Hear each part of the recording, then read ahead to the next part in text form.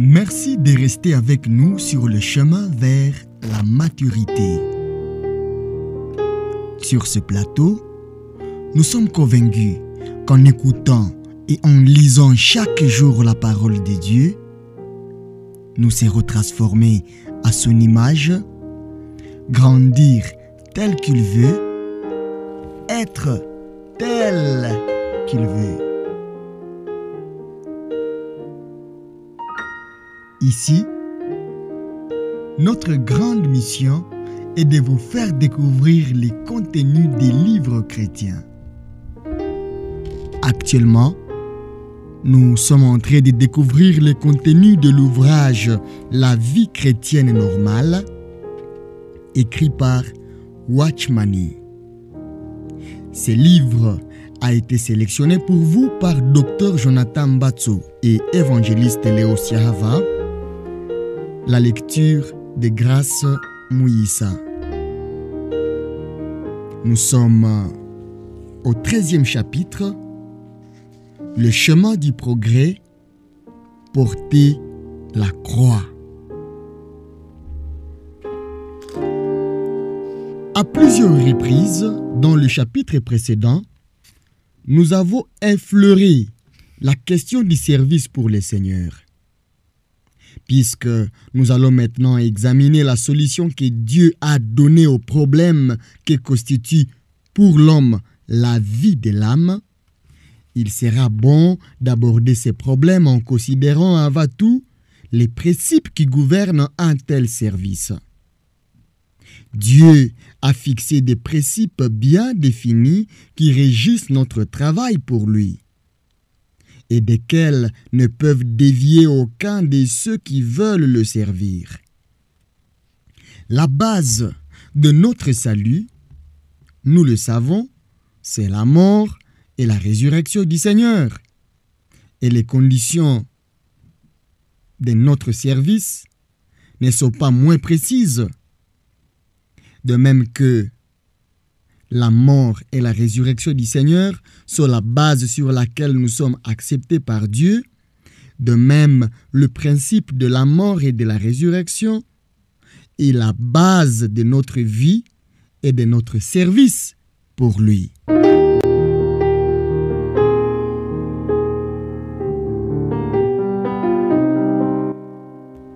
La base de tout véritable ministère. Personne ne saurait être un vrai serviteur de Dieu sans connaître les principes de la mort et les principes de la résurrection.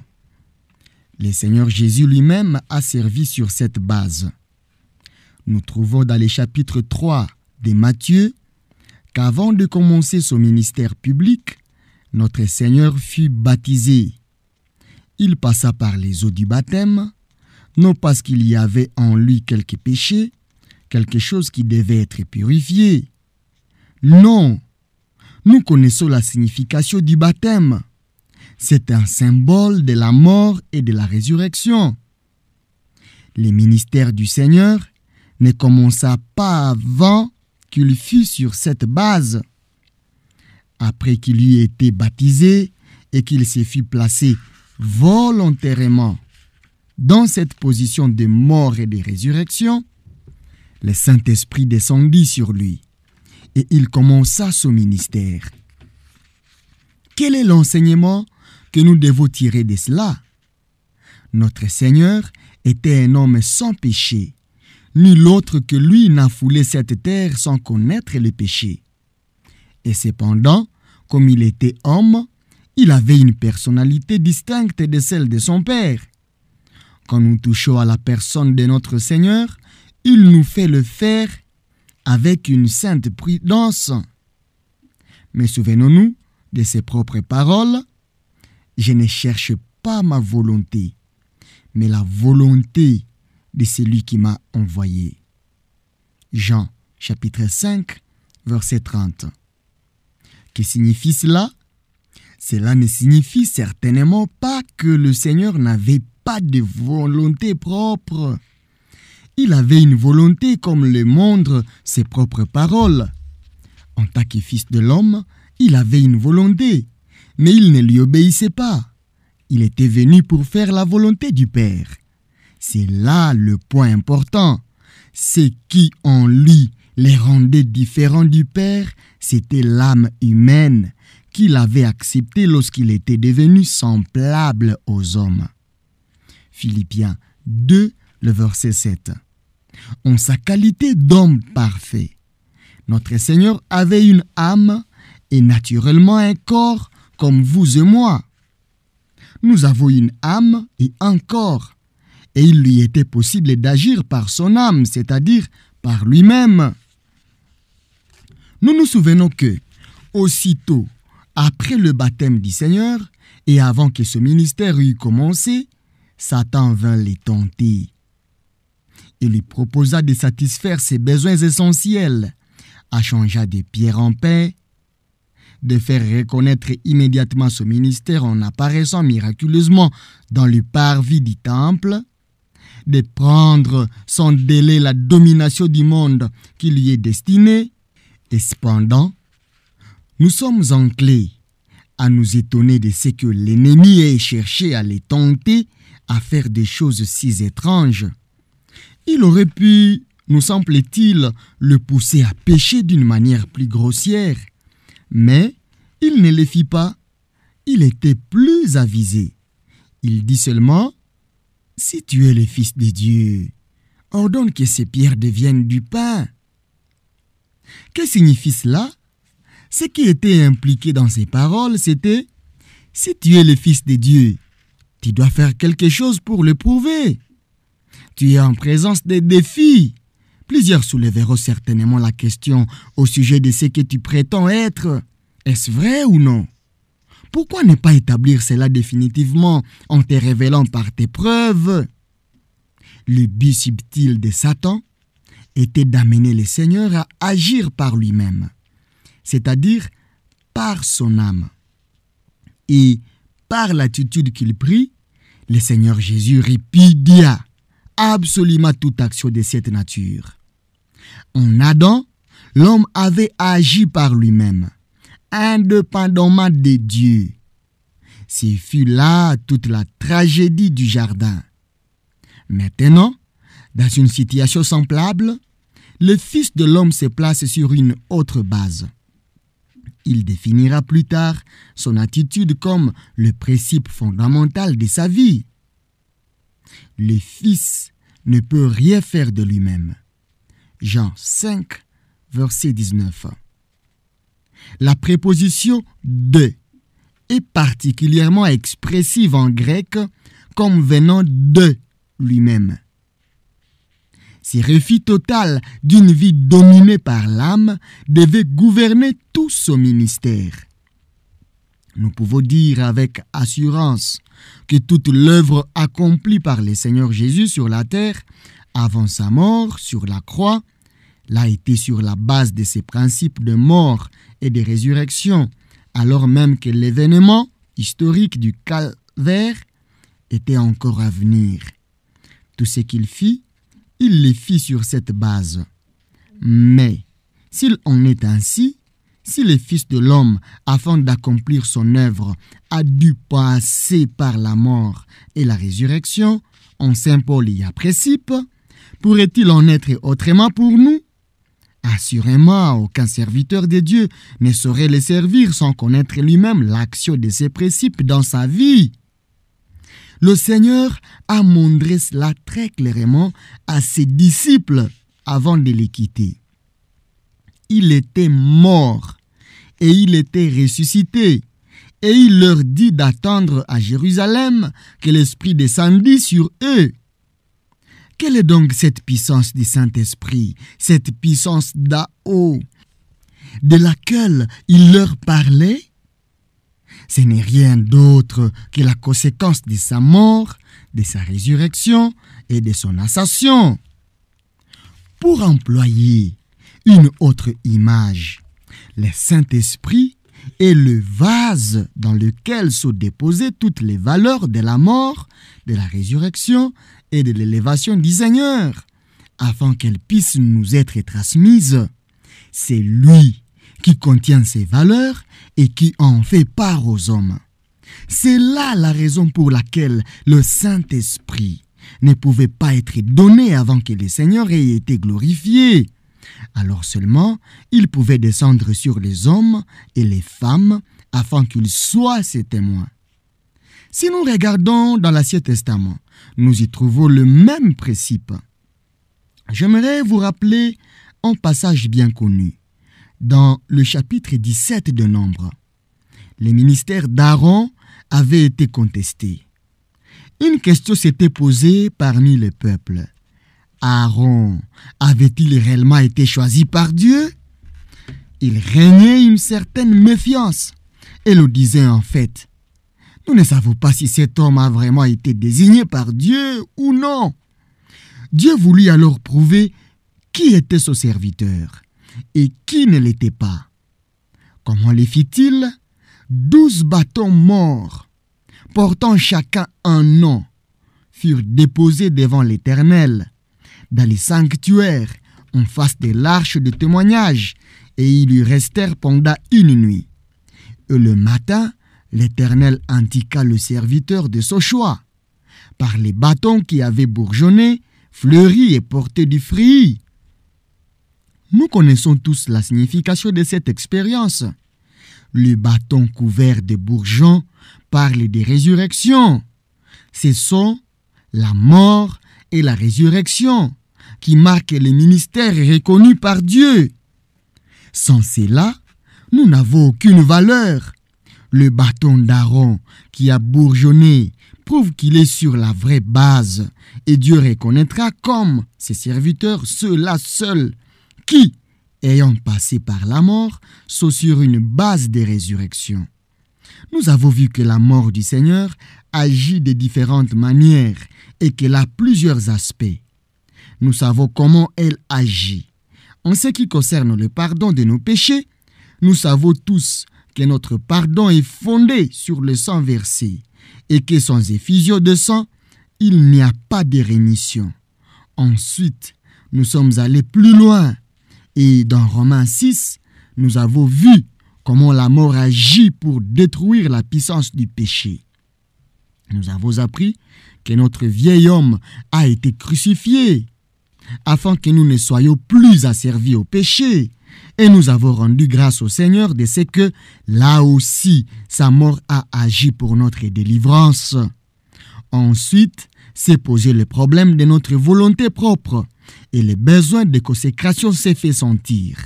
Nous découvrons alors que la mort agit en nous pour faire place à un esprit disposé à abandonner notre volonté propre et à obéir au Seigneur.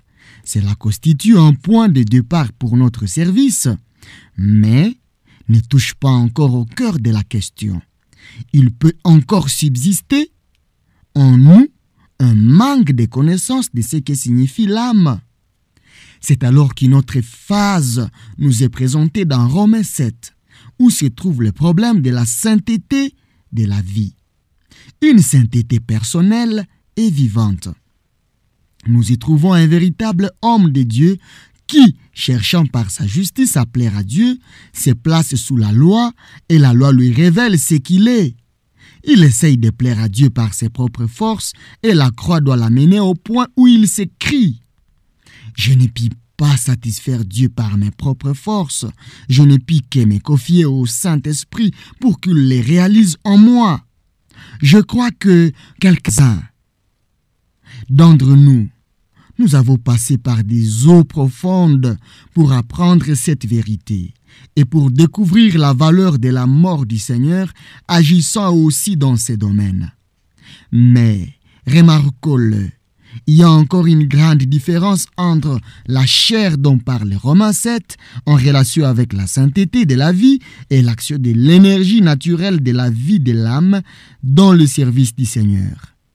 Alors même que nous connaîtrions tout ce dont nous venons de parler et le connaîtrions expérimentalement, Il reste cependant une autre sphère dans laquelle doit agir la mort du Seigneur pour que nous puissions lui être utiles dans ce service. Alors même que nous aurions fait toutes ces expériences, le Seigneur ne peut pas encore compter sur nous tant que cette autre œuvre n'est pas accomplie en nous. Combien de serviteurs de Dieu sont employés par lui, selon une expression chinoise, pour construire un mur de 4 mètres, uniquement pour le détruire ensuite jusque dans ses fondations. Nous sommes employés par Dieu, mais en même temps, nous démolissons notre propre travail et quelquefois celui des autres, parce qu'il y a encore en nous quelque chose qui n'a pas été touché par la croix. Il nous faut voir maintenant comment le Seigneur a résolu le problème de l'âme pour comprendre ensuite comment cela affecte notre service pour lui.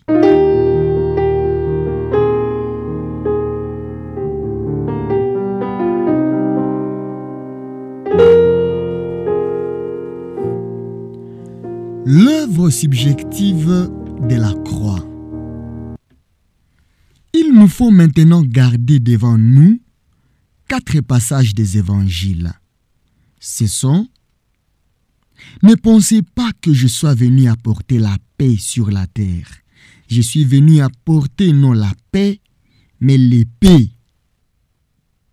Je suis venu mettre la division entre les fils et son père, entre la fille et sa mère, entre la belle-fille et sa belle-mère. Et l'homme aura pour ennemi ceux de sa propre maison. Celui qui aime son père ou sa mère plus que moi n'est pas digne de moi. Celui qui aime son fils ou sa fille plus que moi n'est pas digne de moi. Et celui qui ne prend pas sa croix et ne me suit pas n'est pas digne de moi. Celui qui aura conservé sa vie la perdra. Et celui qui aura perdu sa vie à cause de moi la retrouvera. Matthieu 10, 34 à 39. Il leur en parlait ouvertement de sa mort. Pierre les a pris à part, s'est mis à lui faire des remontrances. Mais Jésus, se retournant et regardant ses disciples, censurant Pierre et lui dit: arrière de moi, Satan, car tes pensées ne viennent pas de Dieu. Tu penses comme les hommes. Puis ayant appelé le peuple avec ses disciples, il leur dit: si quelqu'un veut venir après moi, qu'il renonce à lui-même, qu'il se charge de sa croix et qu'il me suive. Car celui qui voudra sauver sa vie la perdra. Mais celui qui perdra sa vie à cause de moi et de l'évangile la sauvera. Marc 8, 32 à 35. Souvenez-vous de la femme de Lot. Celui qui cherchera à sauver sa vie la perdra, et celui qui la perdra la retrouvera. Je vous le déclare, en cette nuit-là, 2 hommes seront dans le même lit. L'un sera pris et l'autre laissé. Luc 17, 32 à 34. En vérité, je vous le déclare, si le grain de froment ne meurt après être tombé dans la terre, il demeure seul. Mais s'il meurt, il porte beaucoup de fruits. Celui qui aime sa vie la perdra, et celui qui hait sa vie en ce monde la conservera pour la vie éternelle. Si quelqu'un me sert, qu'il me suive, et là où je suis, là aussi sera mon serviteur. Si quelqu'un me sert, mon Père l'honorera. Jean 12, 24 à 26. Ces 4 passages ont un trait commun. Dans chacun d'eux, le Seigneur nous parle de l'activité de l'âme humaine et dans chacun d'eux, il touche à un aspect ou à une manifestation différente de la vie de l'âme. Il montre très clairement dans ces versets que le problème de l'âme de l'homme ne peut être résolu que par un seul moyen, porter chaque jour notre croix pour le suivre. Comme nous venons de le voir, la vie de l'âme ou vie naturelle dont il est question ici est plus que ce que nous trouvons dans d'autres passages qui parlent du vieil homme ou de la chair. Nous avons cherché à montrer clairement que, en ce qui concerne notre vieil homme, Dieu souligne expressément le fait qu'il a tout accompli, une fois pour toutes, en nous crucifiant avec Christ sur la croix. Nous avons vu que 3 fois dans l'épître aux Galates, l'aspect crucifixion de la croix est mentionné comme étant une chose accomplie. Et dans Romains 6, le verset 6, il nous est dit clairement que notre vieil homme a été crucifié. Ce qui peut être exprimé de cette manière, notre vieil homme a été définitivement et pour toujours crucifié. C'est une chose accomplie que nous devons saisir par une révélation divine et nous approprier ensuite par la foi. Mais il y a un autre aspect de la croix, celui qu'implique cette expression « porter sa croix chaque jour ». J'ai été porté sur la croix. Maintenant, je dois la porter. Et porter sa croix, c'est une question intérieure. C'est ce que nous attendons lorsque nous parlons de l'œuvre subjective de la croix. C'est une marche quotidienne. C'est suivre notre Seigneur pas à pas. C'est la question qui est maintenant devant nous en ce qui concerne l'âme, et remarquons que l'accent n'est plus le même que lorsqu'il s'agissait du vieil homme. Il ne nous est pas parlé ici de la crucifixion de l'âme elle-même, dans le sens que nos dons et nos facultés naturelles, notre personnalité et notre individualité doivent être totalement mis de côté. Si l'on était ainsi, de paroles comme celle de Hébreux 10, 39, qui nous exhorte à garder la foi pour sauver notre âme, ne saurait nous être adressées, ou bien aussi, vous vous réjouissez d'une joie ineffable et glorieuse, remportant le prix de votre foi, les saluts de vos âmes. En Pierre 1, 9. Ou, c'est par votre patience que vous sauverez vos âmes. Luc 21, verset 19. Non, ce n'est pas dans ce sens-là que nous perdons nos âmes, car ce serait perdre complètement notre existence individuelle. L'âme est toujours là, avec ses dons naturels, mais la croix doit faire passer ses dons naturels par la mort. Elle doit mettre sur ces dons naturels la marque de la mort de Christ. Pour nous le rendre ensuite, c'est là qu'il plaira à Dieu dans la résurrection. C'est dans ce sens que Paul, lorsqu'il écrit aux Philippiens, exprime le désir de les connaître, lui et la puissance de sa résurrection et la communion de ses souffrances, mais rendant conforme à lui en sa mort. Philippiens 3, verset 10. Cette marque de la mort, c'est sur là pour l'amener à la place où elle restera toujours soumise à l'esprit et ne s'affirmera jamais de manière indépendante.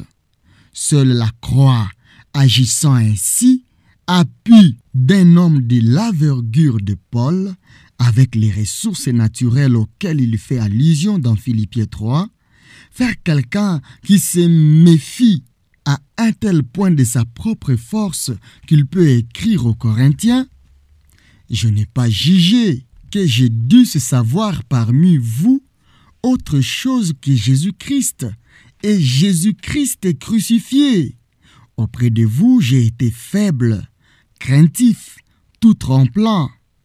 Et ma parole et ma prédication n'ont pas consisté dans les discours persuasifs de la sagesse, mais dans une démonstration d'esprit et de puissance, afin que votre foi fût fondée non sur la sagesse des hommes, mais sur la puissance de Dieu.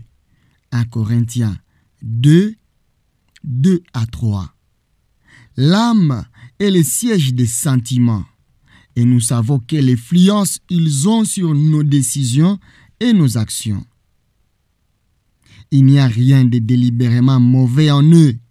Notons-le bien, mais ce sont pourtant eux qui font naître en nous un penchant naturel pour une autre personne, ce qui peut avoir pour résultat d'influencer faussement toute notre ligne de conduite. Aussi, dans le premier des 4 passages que nous avons devant nous, le Seigneur doit-il nous dire « Celui qui aime son père ou sa mère plus que moi n'est pas digne de moi. Celui qui aime son fils ou sa fille plus que moi n'est pas digne de moi. Et celui qui ne prend pas sa croix et ne me suit pas n'est pas digne de moi. » Matthieu 10, 37 à 38. Nous remarquons que le chemin de la croix nous est montré comme le chemin unique et normal pour nous, pour suivre le Seigneur. Et le Seigneur ajoute immédiatement « Celui qui aura conservé sa vie, littéralement son âme, la perdra. Et celui qui aura perdu sa vie, c'est-à-dire son âme, à cause de moi, la retrouvera. » Matthieu 10, verset 39. Il y a pour nous, dans cette action subtile de nos sentiments, les dangers secrets de sortir du chemin de Dieu. Et la clé du problème, c'est l'âme. La croix doit agir en cela. Je dois perdre mon âme dans le sens que le Seigneur donne à ces mots et que nous cherchons à expliquer ici. Plusieurs d'entre nous savons ce que signifie perdre notre âme. Nous ne pouvons plus accomplir ses désirs. Nous ne pouvons plus lui céder. Nous ne pouvons plus la satisfaire. C'est la perte de l'âme. Nous traversons des expériences douloureuses pour en arriver à décourager les exigences de l'âme. Et nous devons confesser bien souvent que ce n'est pas un péché précis qui nous empêche de suivre le Seigneur jusqu'au bout. Nous sommes retenus quelque part par un amour secret, par une affection parfaitement naturelle, qui nous fait dévier du vrai chemin. Oui, les sentiments jouent une grande part dans nos vies, et la croix doit y pénétrer et y accomplir son œuvre. Nous passons maintenant aux paroles que nous avons citées du chapitre 8 de Marc. Je crois que c'est un passage des plus importants. Notre Seigneur vient d'apprendre à ses disciples à Césarée de Philippe qu'il va souffrir la mort par la main des anciens des Juifs. Alors Pierre, poussé par son amour pour son maître, s'élève, les reprend et lui dit « Seigneur, ne fais pas cela, aie pitié de toi, cela ne t'arrivera jamais. » Par amour pour son maître, il le supplie de s'épargner. Et le Seigneur reprend Pierre comme il aurait repris Satan, parce qu'il s'inquiète des affaires des hommes et non des affaires de Dieu. Et pour tous ceux qui sont présents, il répète une fois de plus ces paroles. « Si quelqu'un veut venir après moi, qu'il renonce à lui-même, qu'il se charge de sa croix et qu'il me suive. Car celui qui voudra sauver sa vie, son âme, la perdra. Mais celui qui perdra sa vie, son âme, à cause de moi, de l'évangile, la sauvera. » Marc 8, 34 à 35. Toute la question est encore une fois celle de l'âme. Et ici, plus particulièrement, elle met en relief ce désir de se préserver. Nous voyons cette action subtile de l'âme qui dit « Si je pouvais vivre, je ferais n'importe quoi. Je serais prête à tout, mais il faut que je vive. » C'est comme si l'âme s'écriait dans son désespoir « Aller à la croix, être crucifié. Mais c'est réellement trop. Aie pitié de toi-même. Pense à toi. Veux-tu dire que tu agiras contre toi-même pour suivre Dieu? » Certains d'entre nous savent bien que pour marcher avec Dieu, il est souvent nécessaire d'aller à l'encontre de la voix de l'âme, de la nôtre ou de celle des autres et de laisser la croix réduire au silence cet instant de conservation. Est-ce que je crée la volonté de Dieu? La femme de Dieu que j'ai mentionnée et qui a eu une telle influence sur le cours de ma vie m'a posé bien souvent cette question. Aimez-vous la volonté de Dieu? C'est une question formidable. Elle ne me demandait pas, faites-vous la volonté de Dieu? Elle demandait toujours, est-ce que vous aimez la volonté de Dieu? Je ne connais pas de questions qui vous sondent plus profondément que celle-là. Je me souviens qu'elle avait eu un jour une difficulté avec le Seigneur sur un certain point. Elle savait ce que le Seigneur lui demandait. Et dans son cœur, elle le désirait aussi. Mais c'était difficile pour elle. Et je l'ai entendu prier ainsi. Seigneur, je te confesse que je n'aime pas ce que tu me demandes. Mais, je t'en prie, ne cède pas. Attends un peu, Seigneur, et moi, je céderai. Elle ne voulait pas que le Seigneur ait pitié d'elle et réduise ses exigences. Elle ne désirait autre chose que de lui plaire. Il y a des moments où nous devons accepter d'abandonner des choses que nous pensons être bonnes et précieuses. Oui, et peut-être les choses de Dieu elle-même, afin que sa volonté s'accomplisse. Les soucis que Pierre avait pour son Seigneur étaient dictés par son amour naturel pour lui. Peut-être pensons-nous que Pierre, qui avait une telle affection pour son Seigneur, pouvait se permettre de lui faire des reproches. Seul un amour puissant peut pousser quelqu'un à cela.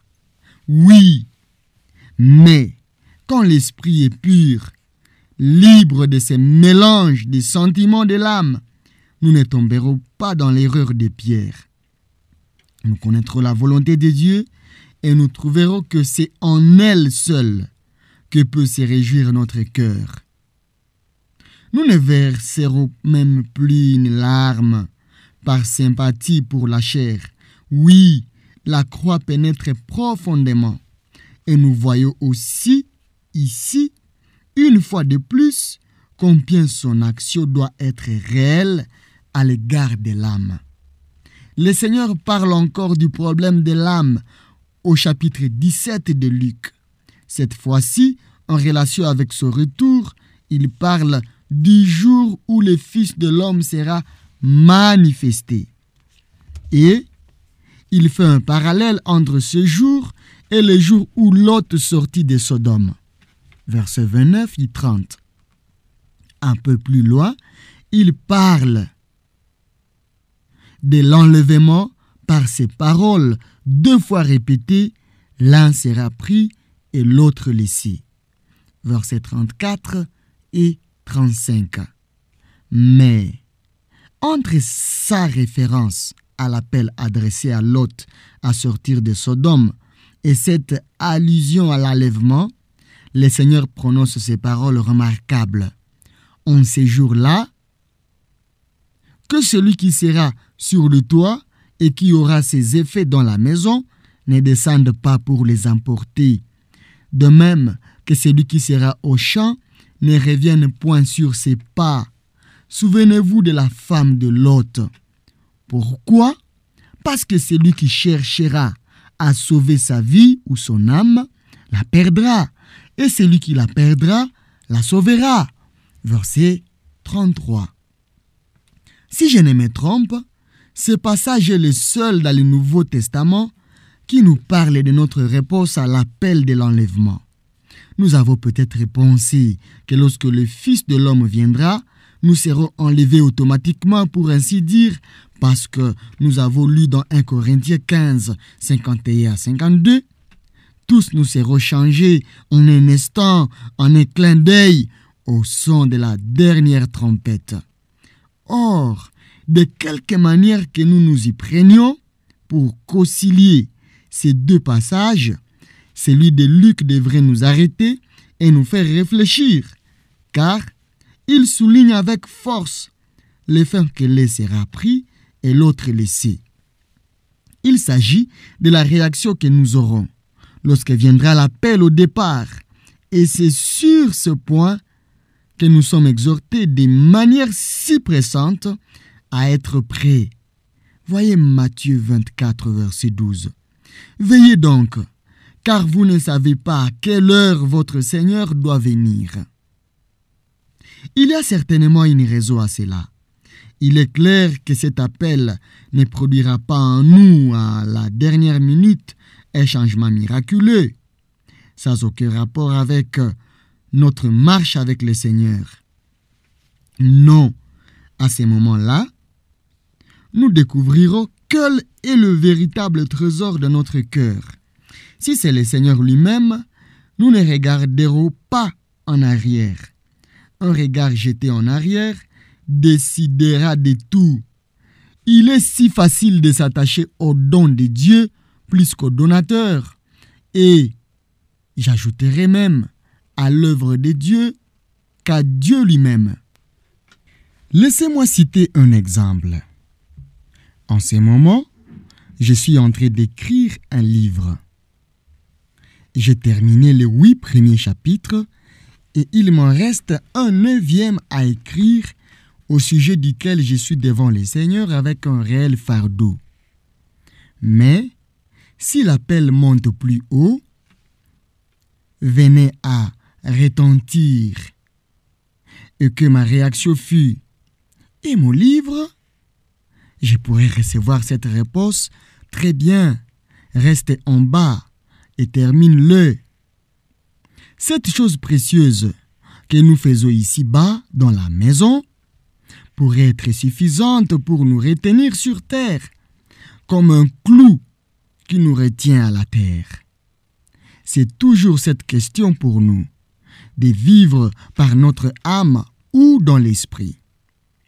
Ici, dans ce passage de Luc, la vie de l'âme nous est dépeinte comme étant encagée dans les choses de la terre.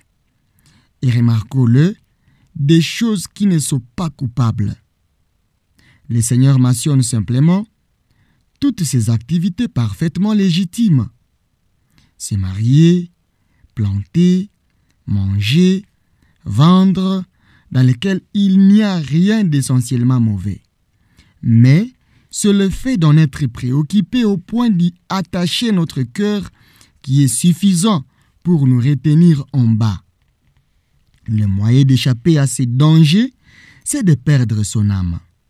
Cela est merveilleusement illustré par l'action de Pierre, lorsqu'il reconnaît le Seigneur ressuscité sur le bord du lac. Bien que, avec les autres disciples, il soit retourné à ses occupations d'autrefois, il ne pense maintenant ni au bateau, ni même au filet rempli, si miraculeusement de poissons. Lorsqu'il attend les cris des gens, « C'est le Seigneur !» nous lisons, il se jeta dans l'eau. Jean 21, le verset 7. C'est le vrai détachement. La question est toujours, pour nous, où est mon cœur? La croix doit produire en nous un vrai détachement spirituel d'avec toute chose et toute personne en dehors du Seigneur lui-même. Mais jusqu'ici, nous n'avons traité que les aspects extérieurs de l'activité de l'âme. L'âme laissant le règne à ses sentiments, l'âme s'affirmant elle-même et voulant s'immiscer en toutes choses, l'âme se préoccupant des choses de la terre. Ce ne sont en somme que des petites choses qui ne vont pas encore au cœur de la question. Il y a quelque chose de plus profond encore que nous essayerons d'aborder maintenant.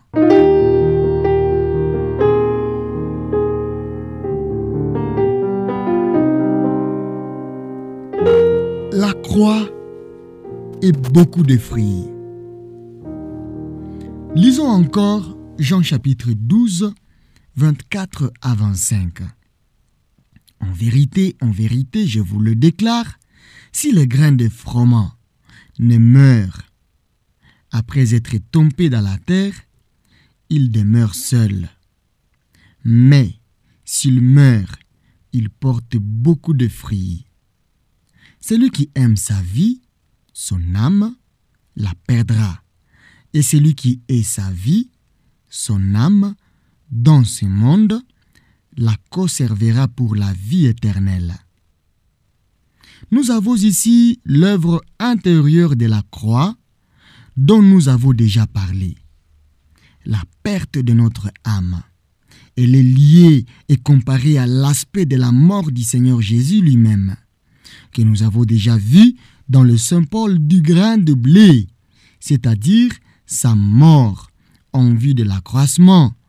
Le but qui est en vue, c'est les fruits, beaucoup de fruits.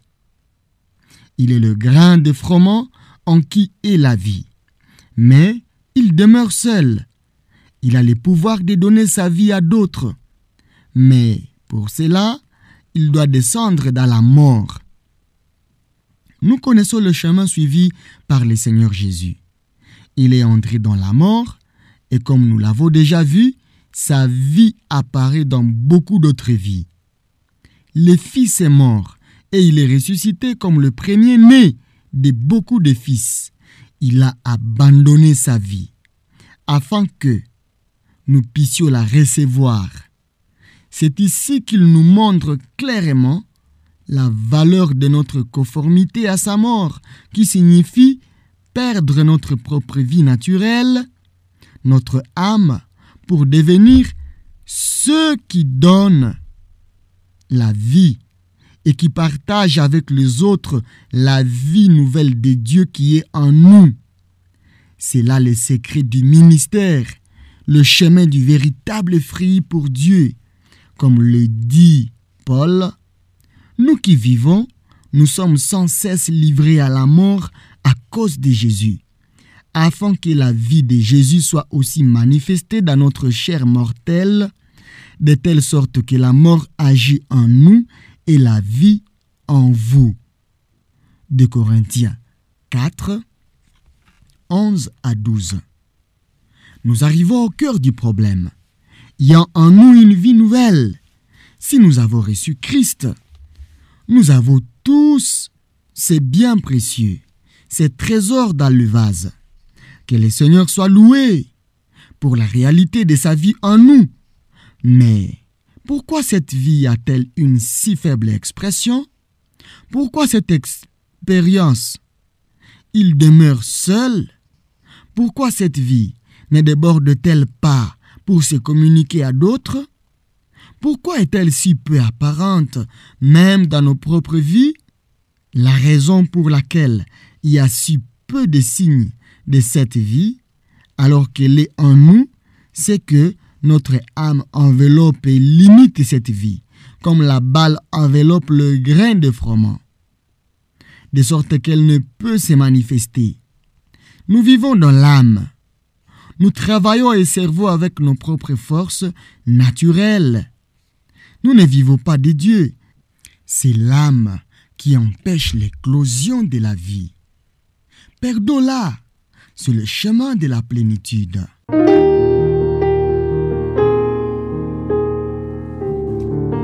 Une nuit sombre, un matin de résurrection. Nous revenons ainsi à la verge d'amandier qui avait été mise dans les sanctuaires pour une nuit sombre dans laquelle rien ne pouvait être vu. Et le matin, la verge d'Aaron avait fleuri.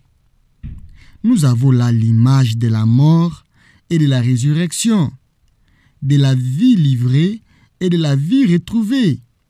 Et c'est là que le ministère est approuvé. Mais comment cela peut-il être réalisé pratiquement? Comment puis-je reconnaître que Dieu agit à mon égard de cette façon? Il nous faut premièrement être au clair sur un point important. L'âme, avec ses réserves d'énergie et des ressources naturelles, nous suivra jusqu'à notre mort, jusqu'à ces moments-là. Et de jour en jour, il sera continuellement nécessaire que la croix opère en nous profondément pour contrecarrer cette source de la nature. C'est la loi permanente du service qui est posée dans ces mots, qu'il renonce à lui-même et qu'il se charge de sa croix et qu'il me suive. Marc 8, 34. Nous ne pourrons jamais nous y soustraire, car celui qui veut l'éviter n'est pas digne de moi. Matthieu 10, verset 38.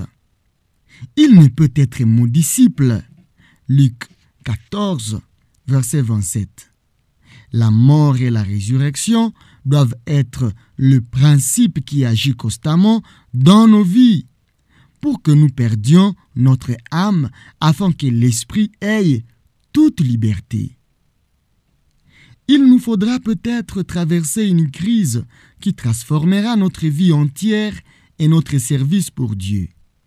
C'est une porte étroite par laquelle nous entrons dans un chemin entièrement nouveau. Jacob avait passé par une crise semblable à Péniel. C'était l'homme naturel, en Jacob, qui cherchait à servir Dieu et atteindre son but. Jacob savait que Dieu avait dit « L'aîné sera assujetti au plus jeune ». Genèse 25, verset 23. Mais il s'efforçait de réaliser ce dessein par sa propre intelligence et ses ressources naturelles.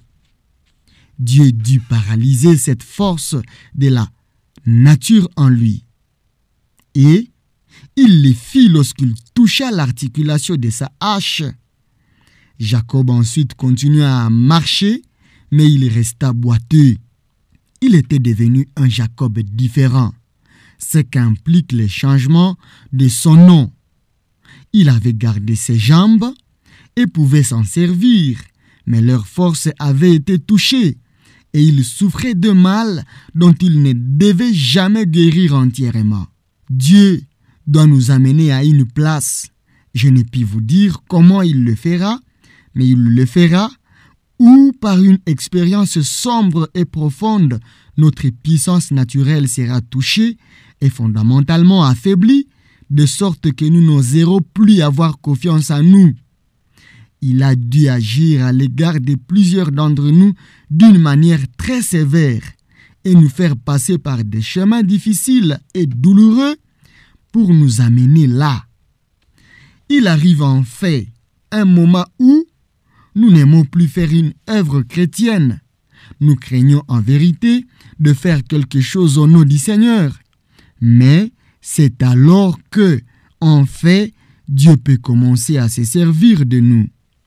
Je puis vous dire que, 1 an après ma conversion, j'avais la passion de prêcher. Il m'était impossible de rester silencieux. C'était comme si une force intérieure me poussait à parler et je devais obéir. Prêcher était devenu ma vie. Le Seigneur peut, dans sa grâce, nous permettre de continuer ainsi pendant un temps assez long et même avec une certaine mesure de bénédiction jusqu'à ce que le jour vienne où cette force naturelle qui nous pousse sera touchée. Désormais, nous ne le ferons plus parce que nous le désirons, mais parce que le Seigneur le demande. Avant cette expérience, nous pouvions prêcher pour la satisfaction que nous trouvions à servir Dieu de cette manière. Et cependant, le Seigneur ne pouvait pas obtenir de nous les services qu'il aurait, lui, désiré de nous. Nous vivions par notre vie naturelle, et cette vie est fort capricieuse. Elle est l'esclave de notre tempérament. Si nos émotions nous y incitent, nous nous donnons de toute notre force à son œuvre. Si nos sentiments nous poussent de notre côté, nous refusons d'avancer, là même où le devoir nous appelle. Nous ne sommes pas souples entre les mains du Seigneur. Il doit donc affaiblir en nous cette force des sentiments, de sympathie ou d'antipathie, pour nous amener à faire une chose parce qu'il la désire et non parce que nous l'aimons. Que cela nous plaise ou non, nous la ferons tout de même. Ce n'est plus parce que nous attirons une certaine satisfaction personnelle que nous ferons telle ou telle œuvre pour Dieu. Non, nous la ferons parce que telle est la volonté de Dieu, et sans en attendre quelque joie consciente. La vraie joie que nous connaissons en faisant sa volonté est plus profonde que nos émotions variables.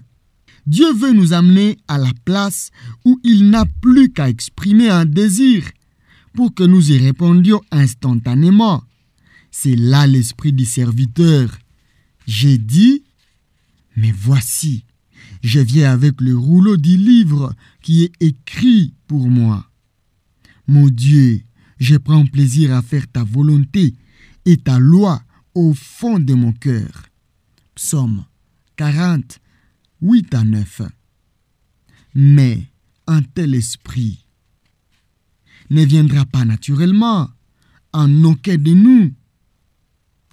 Il se manifestera seulement lorsque notre âme, le siège de notre énergie, de notre volonté et de nos sentiments naturels, aura connu le toucher de la croix. Oui, c'est cet esprit du serviteur que Dieu cherche et veut avoir en nous tous. Le chemin qui nous y amène peut être pour les uns douloureux et long, pour d'autres une crise aiguë et subite, mais Dieu a ses voies et nous devons les respecter. Tout vrai serviteur de Dieu doit connaître à un moment donné cet affaiblissement de ses capacités naturelles dont il ne se remettra jamais et après lequel il ne sera plus tout à fait le même. Il faut que soit établie en nous une véritable crainte de nous-mêmes. Nous redouterons de faire quelque chose par ou de nous-mêmes, car, comme Jacob, nous saurons quelle discipline sévère nous subirions si nous agissions ainsi. Nous saurions quel tourment nous aurions dans notre cœur devant les seigneurs si nous agissions sous une impulsion de notre âme. Nous avons connu quelque chose de la main de Dieu, d'amour qui nous châtie, un Dieu qui nous traite comme des fils. Hébreux 12, verset 7. L'Esprit lui-même rend témoignage à notre esprit, à ses liens de parenté et aussi à l'héritage et à la gloire qui sont en nous si nous souffrons avec lui. Romains 8, 16 à 17. Et notre réponse au Père de nos esprits est Abba, Père.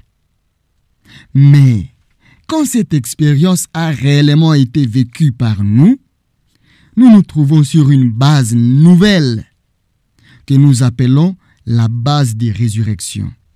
Il se peut que cette expérience du principe de mort se soit faite par une véritable crise dans notre vie naturelle. Mais lorsqu'elle est vécue, nous découvrons que, par la résurrection, Dieu nous a rendus libres. Ce que nous avions perdu nous est redonné, bien que différent désormais. Les principes de vie est maintenant à l'œuvre en nous. C'est une capacité et une force nouvelle qui nous anime, nous donne la vraie vie.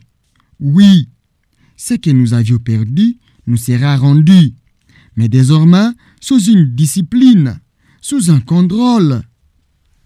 J'aimerais que nous comprenions cela bien clairement. Si nous voulons être des hommes et des femmes spirituels, nous n'avons nul besoin d'être amputés des pieds et de mains. Nous possédons encore notre corps. De la même manière, nous avons notre âme avec le plein usage de ses facultés. Et cependant, notre âme n'est plus la source de notre vie. Nous ne vivons plus en elle. Nous ne puisons plus notre énergie en elle pour vivre par elle. Nous nous en servons si le corps devient notre vie. nous vivons comme des animaux. Si l'âme devient notre vie, nous vivons en rebelles et en fugitifs devant Dieu. Doués, cultivés, instruits sans aucun doute, mais étrangers à la vie de Dieu.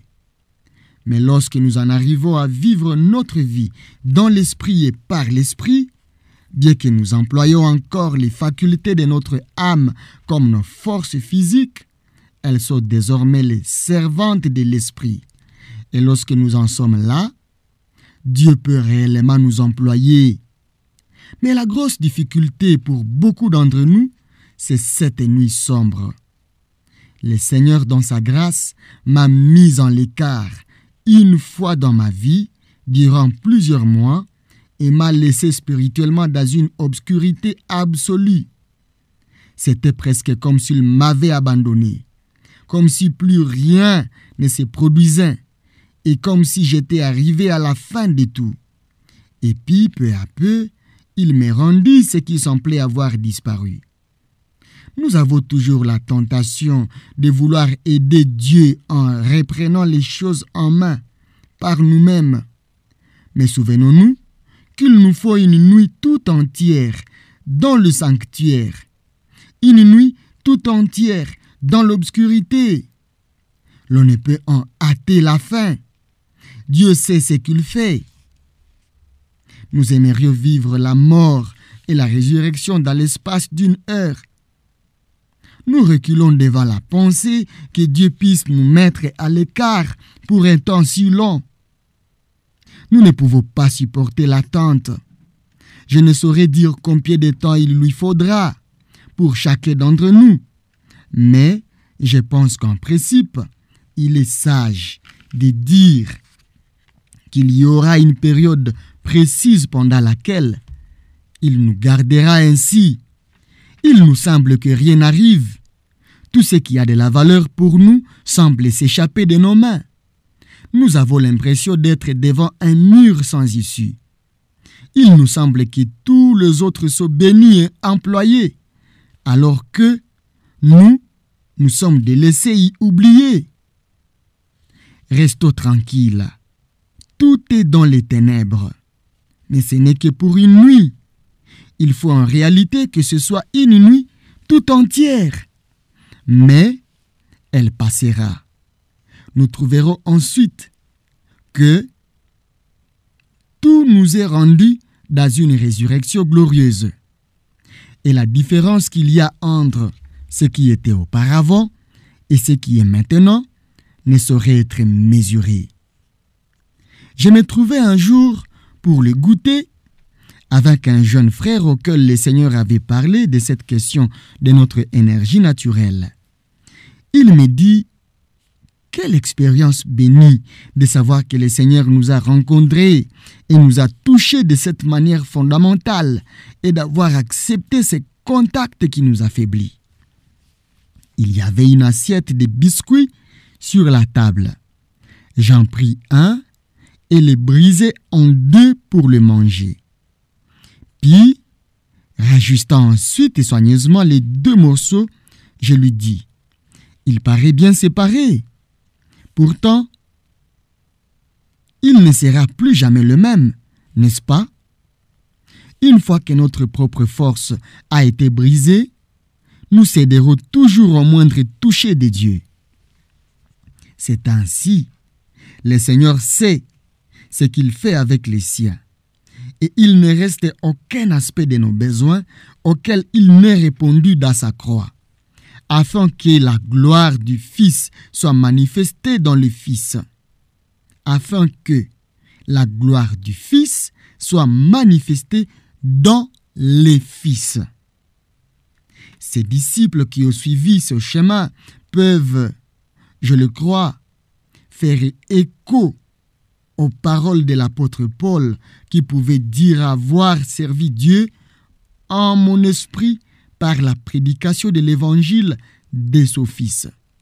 Romains, chapitre 1er, le verset 9. Ils ont appris comme lui le secret de tel ministère. Nous servons par l'Esprit de Dieu nous nous glorifions en Jésus-Christ et ne mettons point notre confiance dans la chair. Romains 3, le verset 3. Il y en a peu qui aient eu une vie aussi active que Paul. Dans sa lettre aux Romains, il rappelle avoir prêché l'évangile depuis Jérusalem jusqu'en Lyrie. Romains 15, verset 19. Et être maintenant prêt à aller à Rome. Romains chapitre 1er, le verset 10. Et de là, si possible, en Espagne. 15, 24 et 28. Et cependant, dans tout ce service qui embrasse, comme il le fait, tout le monde méditerranéen, son cœur est fixé sur un seul objet, l'exaltation de celui qui a rendu ces services possibles.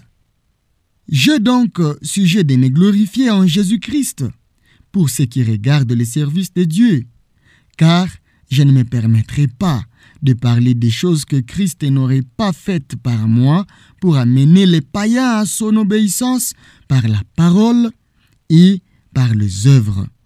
Romains 15, 17 à 18. C'est le service spirituel. Que Dieu fasse de chacun de nous aussi réellement que Paul l'était, un esclave de Jésus-Christ.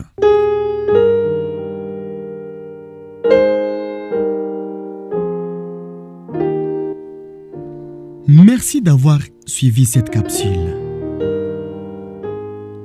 Elle a été tirée du livre La vie chrétienne normale, écrit par Watchmani.